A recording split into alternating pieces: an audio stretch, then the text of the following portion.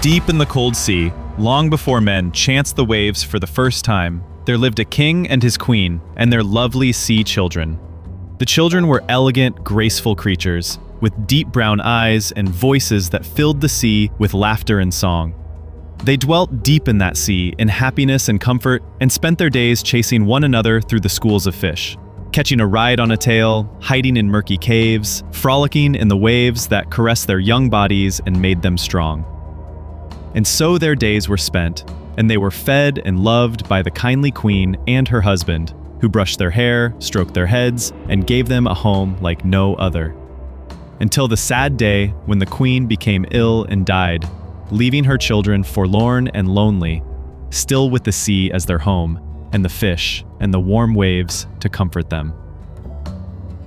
Their voices were softer now, and their music still sweet, but the king was concerned about their uncombed hair and their unstroked heads, and he began to search for a mother for the sea children. The king found them a mother in a darker part of the sea, where the sun could not light the coral reefs or dance upon the weeds and the shimmering scales of the fish.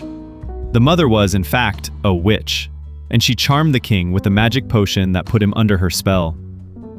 She came with him to the lighter part of the sea, where the sun kissed the elegant bodies of the sea children and glowed in their soft brown eyes, and she made her home there, combing their hair and stroking their heads, but never loving them. And so, the friendly waters grew cold, and although the light continued to dance and the waves lapped at their bodies, the children were sad and downcast. And so it was that the witch decided to dispose of the sea children, and from the depths of her wicked being, she created a cruel spell that would rid the sea children of their elegance and their beauty. She turned them into seals, who could no longer live in the marine palace of their father the king, the graceful limbs replaced by heavy bodies and sleek dark fur. They were to live in the sea for all but one day each year, when they could find a secluded shore and transform, for just that day, into children once more.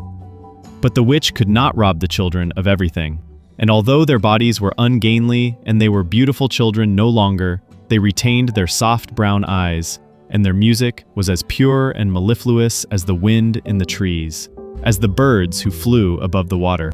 Time went on, and the seals grew used to their shiny coats and to the sea, where they played once again in the waves and fished and sang. But they still loved becoming children again, that one day each year. And it was when they had shed their coats, beautiful children once more, that they were seen for the first time by human eyes. Those belonging to a fisherman who lived on an isolated rock, a man called Roderick MacCodrum of the clan Donald in the Outer Hebrides. On this fateful day, he walked to the beach to rig his boat when he heard the sound of exquisite singing. He hid himself behind some driftwood and watched the delightful dance of the sea children, who waved arms that were no longer clumsy seal flippers, and who ran with legs that were long and lean. Their soft, brown eyes were alight with happiness, and never before had Roderick MacCodrum seen such a sight. His eyes sparkled. He must have one. And so it was that Roderick MacCodrum stole one of the glistening pelts that lay cast to the side of the beach, and put it above the rafters in his barn, safe from the searching eyes of the young seal woman who came to call. The seal woman was elegant and beautiful, her long hair hiding her comely nakedness. She implored him to return her coat to her, but he feigned concern and told her that he knew not where it was. In despair, she sat down on his doorstep, her head in her hands, and it was then that he offered her a life on land as his wife and lover. Because she had no sealskin like her brothers and sisters and no place to go, she agreed. And so it was that the seal woman came to live with Roderick MacCodrum, where she lived happily, or so it was thought, and bore him many children. But the seal woman, or Selkie, as she came to be called, had a cold, lonely heart. And although she loved and nurtured her children, and grew to find a kind of peace with her husband, she longed for the waves, for the cold, fresh waters of the sea. She would sit on its shores, and sing a song that was so haunting, so melancholy, that the seals would come to her and cease their frolicking to return her unhappy song. To sing with her of times gone by, when the waves and the water comforted them and made them strong. When the sun, in the lighter part of the sea, kissed their elegant bodies and made them gleam with light.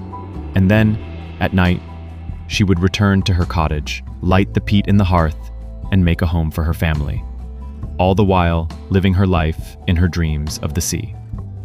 It was her unknowing child who found the beautiful fur coat, fallen from its hiding place in the rafters, where it had remained unseen for all those years.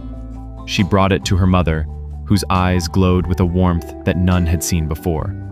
Her mother kissed her then, and all her brothers and sisters, and whispered that they must look out for her, for she would be back.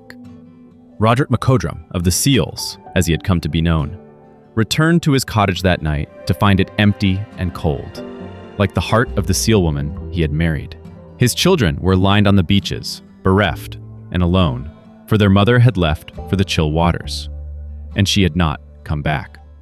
Their mother never came back, for she had gone with that lustrous fur coat, which gleamed in the light like her soft brown eyes when she saw it. They heard her, though, for from the sea came those same lilting melodies, happier now, to be sure, and they often saw a graceful seal who came closer to shore than the others, and who seemed to beckon, and in whose presence they felt a strange comfort, a familiar warmth, especially when the sun caught those soft brown eyes they knew so well.